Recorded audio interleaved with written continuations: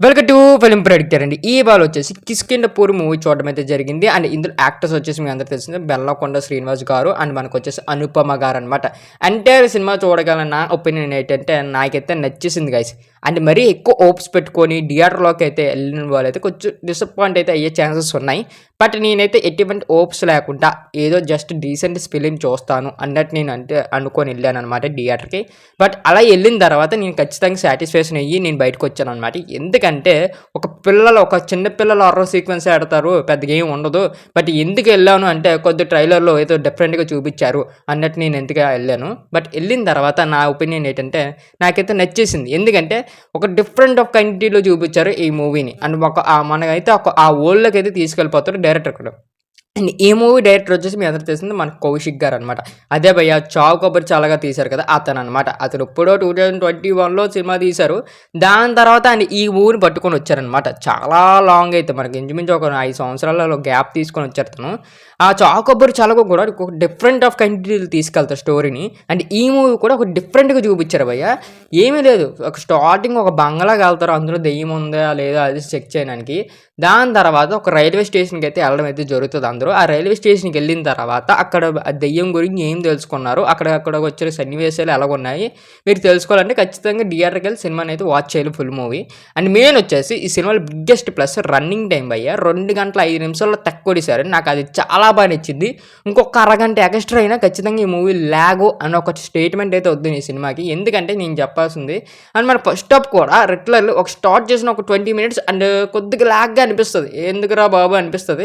అది సెకండ్ హాఫ్లో కూడా ఫ్యూ సీన్స్ మనకి కొన్ని సాంగ్స్ యాడ్ చేస్తారు, కొన్ని సీన్స్ ఎందుకురా బాబు అండ్ ఇప్పటివరకు హైప్ చేసిన సీన్స్ కూడా కొన్ని డల్ అయిపోతూ ఉంటాయి, ఎందుకురా బాబు అన్నట్టు మనకు అనిపిస్తుంది కొన్ని సీన్స్.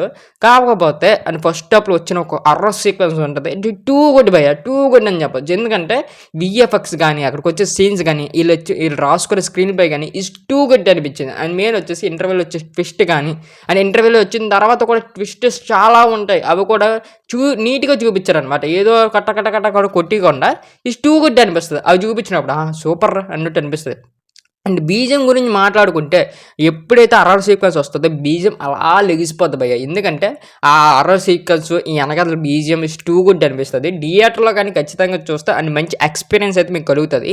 ఎందుకంటే ఒక డిఫరెంట్ ఆఫ్ కైండిటీలో తీస్తారు స్టోరీని అంతా, అంటే బాగా ట్రై చేసుకొని వెళ్తారు. అంటే ఎక్కడ డిసప్పాయింట్ చేయకూడదు, జనాలు చూస్తున్నారు ఒక డిఫరెంట్గా చూపించాలి మూవీని అనుకొని తీసారు, అది మనకు అనిపిస్తుంది.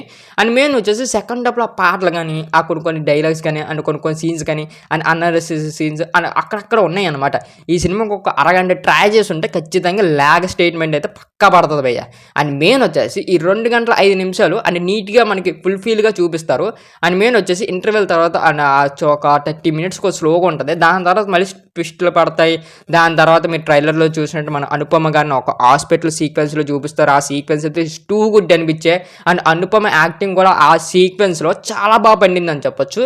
అండ్ మెయిన్ వచ్చేసి మన బెల్లంకొండ శ్రీనివాస్ అది ఓకే, అంటే నేను ట్రైలర్లో చెప్పినట్టు కూడా ఈజ్ ఓకే అంతే సినిమాకి.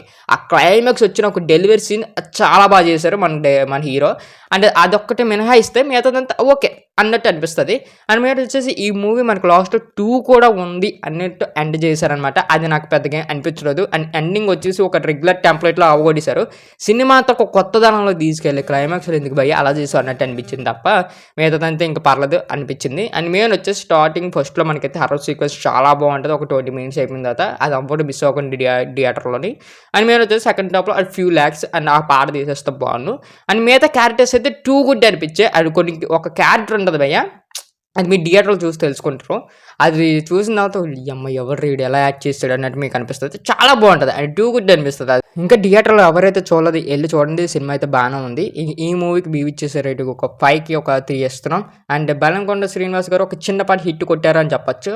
ఇంకా ఎవరైతే మన ఛానల్ సబ్స్క్రైబ్ చేయలేదు సబ్స్క్రైబ్ చేసి బెల్ ఐకాన్ మాత్రం ఆలో పెట్టుకోండి. అండ్ మిరాయి మూవీ కూడా నేనైతే ఇస్తానన్నమాట. And stay tune.